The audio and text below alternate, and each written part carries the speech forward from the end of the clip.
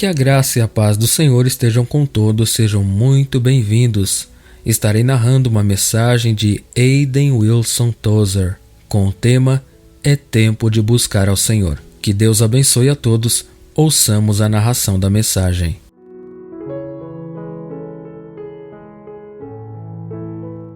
Oséias 10 e 12. Arai o campo virgem, porque é tempo de buscar ao Senhor, até que ele venha e chova a justiça sobre vós. Vemos aqui dois tipos de solo: o solo duro ou virgem e aquele que foi amaciado pelo arado. O solo duro é convencido, complacente, protegido dos golpes do arado e da agitação pela grade. Um campo assim, abandonado ano após ano, acaba tornando-se a habitação do corvo e do gaio. Se tivesse inteligência, poderia ter em alta conta sua reputação.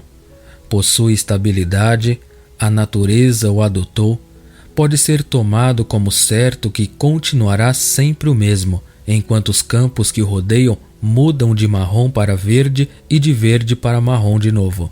Seguro e tranquilo, ele se espalha preguiçosamente ao sol, um verdadeiro retrato da satisfação sonolenta. Mas o preço que paga pela sua tranquilidade é terrível, pois ele não vê o milagre do crescimento, não sente os movimentos da vida crescendo, nem aprecia os prodígios da semente brotando, ou a beleza do grão que amadurece. Jamais pode conhecer fruto, porque teme o arado e a grade. Em oposição direta a isto, o campo cultivado entregou-se à aventura de viver. A cerca protetora abriu-se para dar entrada ao arado, e este veio como todos eles vêm, prático, cruel, apressado. A paz foi quebrada pelos gritos do fazendeiro e o ruído das máquinas. O campo sentiu o labor da mudança. Foi perturbado, revolvido, ferido e quebrado. Mas suas recompensas valem o sofrimento a que se submeteu. A semente manifesta à luz do dia seu milagre de vida, curiosa, explorando o mundo à sua volta. Em todo o campo, a mão de Deus está operando no serviço da criação, velho como o tempo e sempre renovado. Novas coisas nascem, crescem, amadurecem e realizam a grande profecia latente no grão quando foi colocado no solo. Os prodígios da natureza seguem o arado. Há também duas espécies de vida, a dura e a arada. Para obter exemplos de uma vida endurecida, não precisamos ir longe. Existem muitos ao nosso redor. O homem de vida endurecida está contente consigo mesmo e com o fruto que produziu no passado. Não quer que o incomodem. Sorri com superioridade quando ouve falar de reavivamentos, jejuns, autoanálises e todas as tarefas ligadas à produção de frutos e à angústia do crescimento. O espírito de aventura morreu nele. É estável, fiel, sempre em seu lugar costumeiro como o velho campo, conservador e uma espécie de marco na pequena igreja. Mas é estéril. A maldição de uma vida assim é o fato de ser fixa tanto em tamanho como em conteúdo. Ser tomou o lugar de tornar-se. O pior que pode ser dito de tal indivíduo é que é o que irá ser. Ele encerrou-se entre quatro paredes e, através desse mesmo ato, deixou Deus do lado de fora e também o milagre. A vida arada é aquela que, no ato do arrependimento, derrubou as cercas protetoras e enviou o arado da confissão à alma. O estímulo do espírito, a pressão das circunstâncias e a angústia por uma vida sem frutos combinaram-se para humilhar o coração. Uma vida assim abaixou as suas defesas e abandonou a segurança da morte pelo perigo da vida. O descontentamento, a ansiedade, a contrição, a obediência corajosa à vontade de Deus feriram e quebraram o solo até que esteja novamente preparado para a sementeira. E como sempre, o fruto segue o arado. A vida e o crescimento começam à medida que Deus faz chover justiça. Uma pessoa assim pode testemunhar: e a mão do Senhor estava sobre mim. Em correspondência a esses dois tipos de vida, a história religiosa mostra duas fases, a dinâmica e a estática. Os períodos dinâmicos foram aqueles tempos heróicos em que o povo de Deus atendia ao chamado do Senhor e saía para levar ousadamente seu testemunho ao mundo. Eles trocaram a segurança da inação pelos riscos do progresso inspirado por Deus. O poder de Deus seguia-se invariavelmente a tais atos. O milagre de Deus acompanhava seu povo aonde quer que ele fosse. Parava quando seu povo parava. Os períodos estáticos foram aqueles em que o povo de Deus se cansava de lutar e buscava uma vida de paz e segurança. Eles então se ocupavam tentando conservar os bens obtidos naqueles tempos mais ousados em que o poder de Deus se movia entre o povo. A história bíblica está repleta de exemplos. Abraão partiu em sua grande aventura de fé e Deus o acompanhou.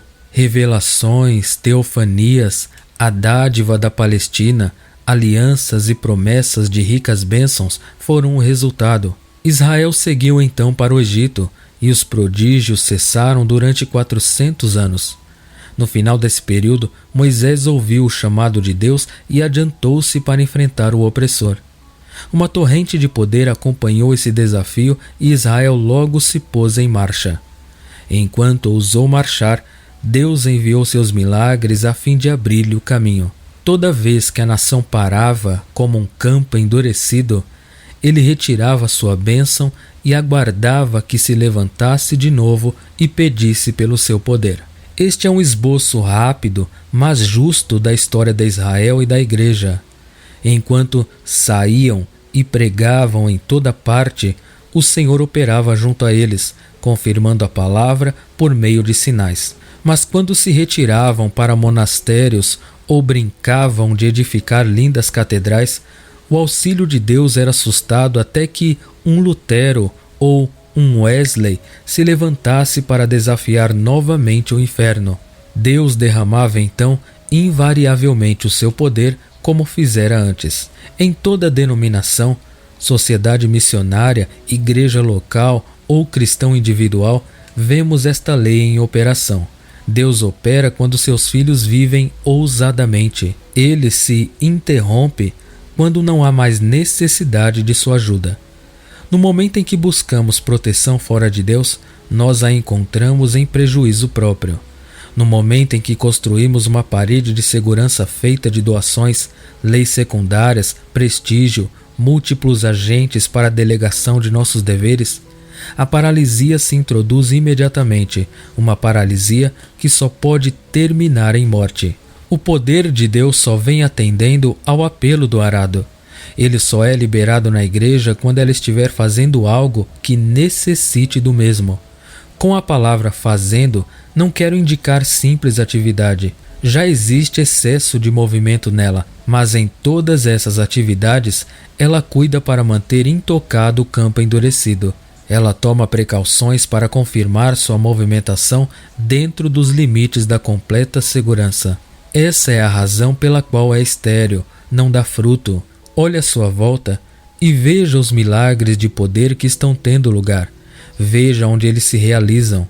Não é no seminário onde cada pensamento é preparado para o aluno, sendo recebido sem esforço e de segunda mão. Não é na instituição religiosa onde a tradição e o hábito tornaram a fé desnecessária. Não é na velha igreja onde placas memoriais são colocadas sobre os móveis, prestando um testemunho silencioso quanto à glória que já se foi. Onde a fé destemida está lutando para avançar contra toda e qualquer oposição, Deus invariavelmente se encontra junto a ela, enviando a ajuda do santuário. Na sociedade missionária que pertenci durante muitos anos, notei que o poder de Deus sempre pairou sobre as nossas fronteiras. Milagres acompanharam nossos avanços e cessaram quando e onde permitimos que a complacência se introduzisse e deixamos de avançar. O credo do poder não pode salvar um movimento de esterilidade. É preciso que haja também o trabalho do poder. Estou, porém, mais preocupado com o efeito desta verdade na igreja local e no indivíduo. Olhe para aquela igreja onde a abundância de fruto era antes a coisa regular e esperada, mas agora ele é pouco ou nenhum, e o poder de Deus parece estar suspenso. Qual o problema? Deus não mudou. Nem o seu propósito para essa igreja modificou-se de forma alguma. Nada disso, foi a igreja que mudou. Uma autoanálise breve revelará que tanto ele como seus membros endureceram. Ela viveu e trabalhou, mas aceitou agora um estilo de vida mais fácil. Contenta-se com realizar seu programa sem demasiado esforço, com dinheiro suficiente para pagar suas contas e um número de membros bastante grande para assegurar seu futuro. Os membros esperam dela agora segurança em vez de orientação na batalha entre o bem e o mal. Ela se tornou uma escola em lugar de um acampamento. Seus membros são estudantes e não soldados. Eles estudam as experiências de outros em lugar de buscar novas experiências por si mesmos. O único caminho para o poder em tal igreja é sair do esconderijo e, mais uma vez, tomar o caminho cheio de perigos da obediência. A sua segurança é o seu maior inimigo. A igreja que teme o arado escreve o seu próprio epitáfio. A igreja que usa o arado anda pelo caminho do reavivamento. Arai o campo virgem, porque é tempo de buscar ao Senhor até que Ele venha e chova a justiça sobre vós. É tempo de buscar ao Senhor. Amém.